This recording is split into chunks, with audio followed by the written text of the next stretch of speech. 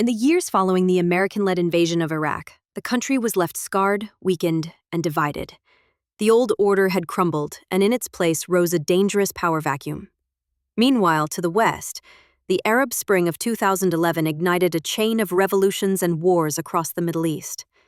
In neighboring Syria, peaceful protests devolved into a brutal civil war, tearing the nation apart and flooding the region with weapons, militias, and radical ideology.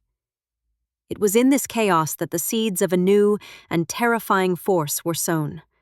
From the remnants of al-Qaeda in Iraq, a more extreme, more ruthless faction began to emerge. They thrived on instability, feeding off sectarian hatred, political corruption, and the suffering of millions of displaced civilians. By 2014, this faction had a name the world would come to fear: the Islamic State.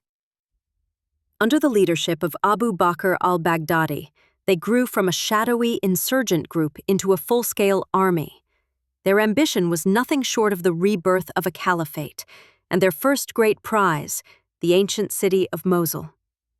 What followed would plunge Iraq back into its darkest chapter since the fall of Saddam. In June of 2014, the storm finally broke. Out of the deserts of northern Iraq, thousands of black-clad fighters swept toward Mosul. The Iraqi army, weakened by years of corruption, desertion, and poor morale, was completely unprepared for what was coming. Entire divisions collapsed without firing a shot. Soldiers abandoned their posts, tanks, and weapons, leaving the city virtually defenseless. Within days, Mosul, the jewel of northern Iraq, home to nearly 2.5 million people, fell into the hands of the Islamic State. In a scene that shocked the world, Abu Bakr al-Baghdadi, cloaked in black, appeared at the great mosque of al-Nuri. From its pulpit, he declared the rebirth of the Caliphate. The message was clear. This was no longer just another insurgency. This was a state, forged in fire and blood, and Mosul was its capital.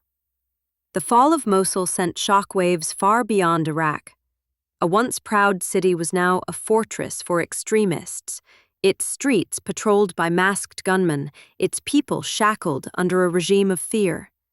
For the first time in decades, the Middle East faced the prospect of a new empire rising from its ruins. Life in Mosul under the black banner of ISIS quickly descended into a nightmare. What had once been a bustling metropolis became a city suffocated by terror. Streets echoed not with the sound of commerce and daily life, but with the footsteps of armed patrols and the cries of those condemned. The so-called Caliphate ruled with absolute brutality. Minor infractions, smoking a cigarette, speaking out of turn, refusing allegiance, were punished by flogging, imprisonment, or public execution. Ancient landmarks, libraries, and centuries-old relics were destroyed, erased as idolatry in the eyes of the extremists. Women were forced into veils and stripped of their rights. Many were abducted, sold, or given as rewards to fighters. Children were indoctrinated in schools that no longer taught math or history, but instead lessons in jihad and martyrdom. Fear was the law, and silence the only protection. For the city's people, the cost was devastating. In just 2 years, Mosul's population collapsed from 2.5 million to barely 1.5 million, as families fled or perished. Those who remained lived under constant surveillance, knowing that one wrong move could mean death. Mosul, once a proud center of culture and trade, had become a prison.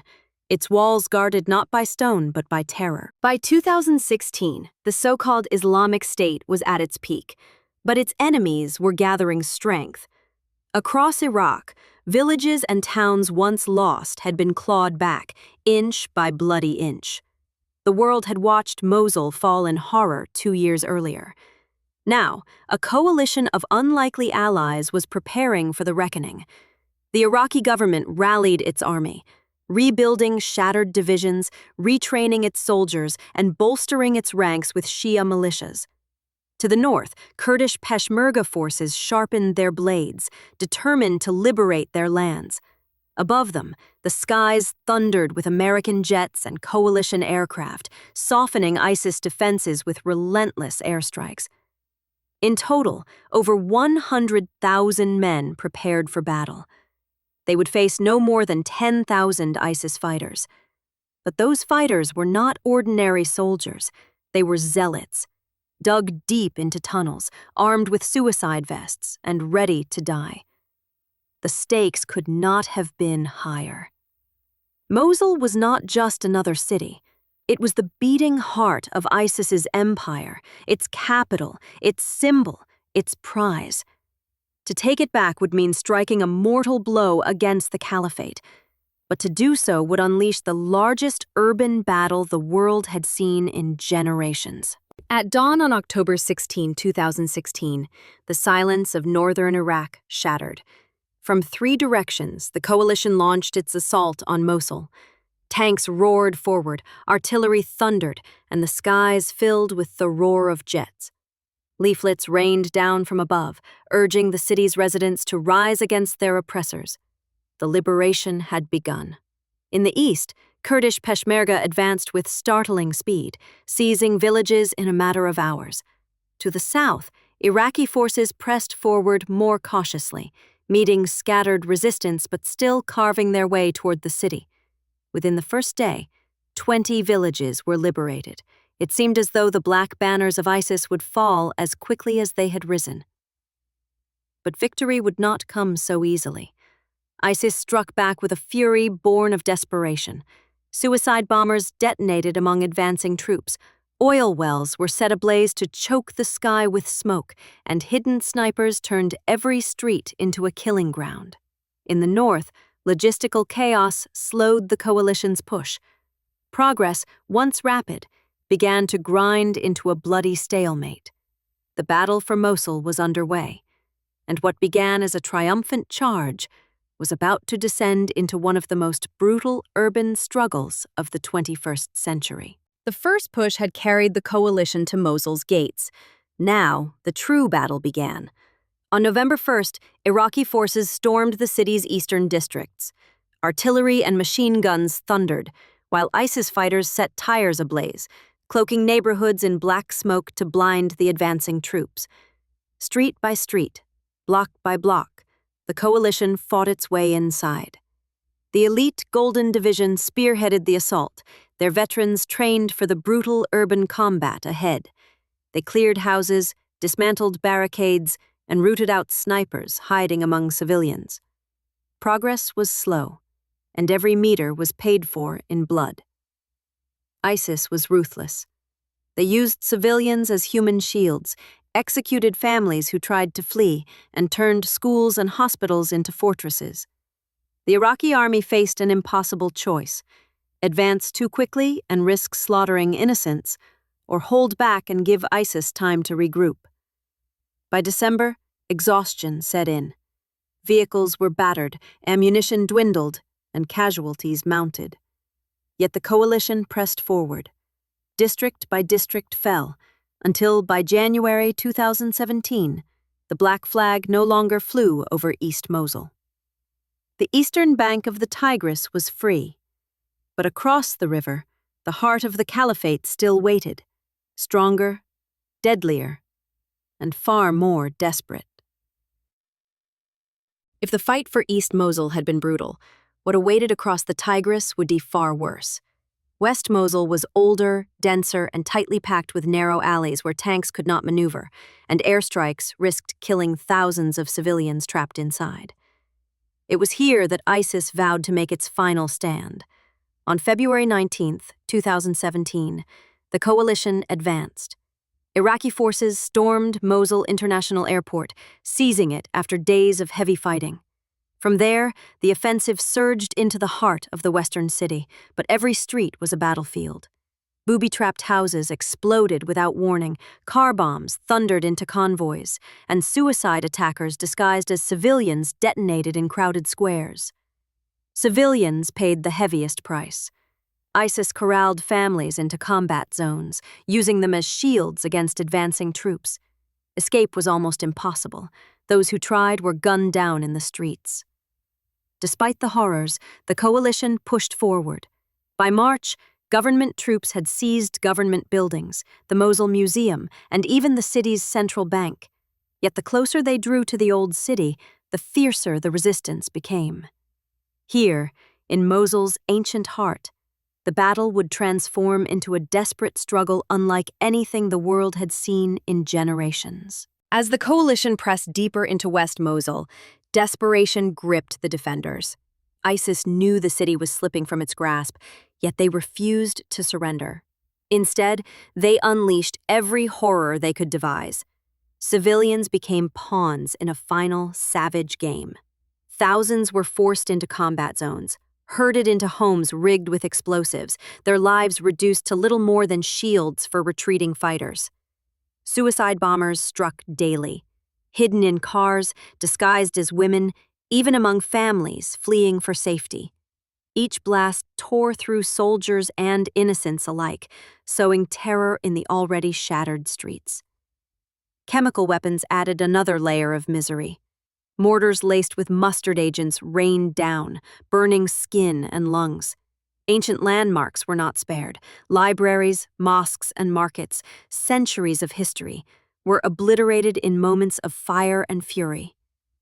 Then came the final insult. On June 21st, a deafening explosion ripped through Mosul's skyline. The Great Mosque of al-Nuri, the very place where Abu Bakr al-Baghdadi had declared his caliphate, was reduced to rubble. ISIS blamed coalition airstrikes, but the world knew the truth. The extremists had destroyed their own symbol, choosing ashes over defeat. It was the clearest sign yet. The Caliphate's days in Mosul were numbered. By the summer of 2017, Mosul was a city of ruins. Entire districts lay in rubble, the air thick with dust and smoke. But still, ISIS clung to the shattered streets of the old city. Here, in the twisting alleys and crumbling houses, the final showdown unfolded. On June 18th, Iraqi forces launched their last great assault. The fighting was relentless. Every courtyard, every rooftop became a fortress. ISIS fighters, cornered and outnumbered, fought with suicidal determination. Civilians, tens of thousands of them, were tracked in the crossfire. Many fled across makeshift pontoon bridges, dodging bullets and mortars, while others never made it out. 3 weeks later, the black banners of the Caliphate were gone. On July 10th, Iraq's prime minister stood before the world and declared victory. Mosul was free. Yet the fighting did not stop at once. Pockets of resistance lingered, dragged out in bloody skirmishes until the end of the month. When the guns finally fell silent, Mosul had been delivered, but at a staggering cost. The Caliphate's dream lay buried beneath the rubble of its former capital, its armies shattered, its symbol destroyed. The city was free, but broken, and forever scarred by the price of liberation. When the smoke cleared over Mosul, victory had come, but it was victory carved out of devastation. More than 10,000 ISIS fighters lay dead. 6,000 Iraqi and Kurdish soldiers had been killed or wounded, and worst of all, over 12,000 civilians had lost their lives in the crossfire. The city itself was unrecognizable. Whole neighborhoods had been flattened. Landmarks that had stood for centuries were gone. Families were torn apart, some buried under rubble, others scattered across refugee camps, carrying nothing but the clothes on their backs. The Caliphate, once feared as an unstoppable force, had suffered a mortal wound. Its armies shattered, its capital destroyed, and its leader forced into hiding. ISIS would never again hold power on such a scale. Abu Bakr al-Baghdadi himself would be hunted down and killed 2 years later. And yet, Mosul's liberation came at a cost that cannot be measured in numbers alone. The scars ran deeper, etched into the survivors who had endured 3 years of tyranny and 9 months of urban warfare. Rebuilding would take decades. Healing would take even longer. The Battle of Mosul was not just the end of ISIS's reign.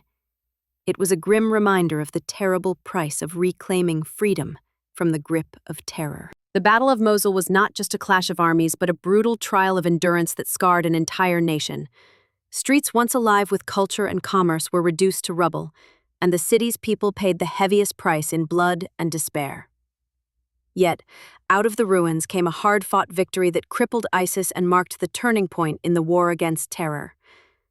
Mosul's story is a haunting reminder of both the devastating cost of urban warfare and the unbreakable will of those who refuse to surrender to tyranny.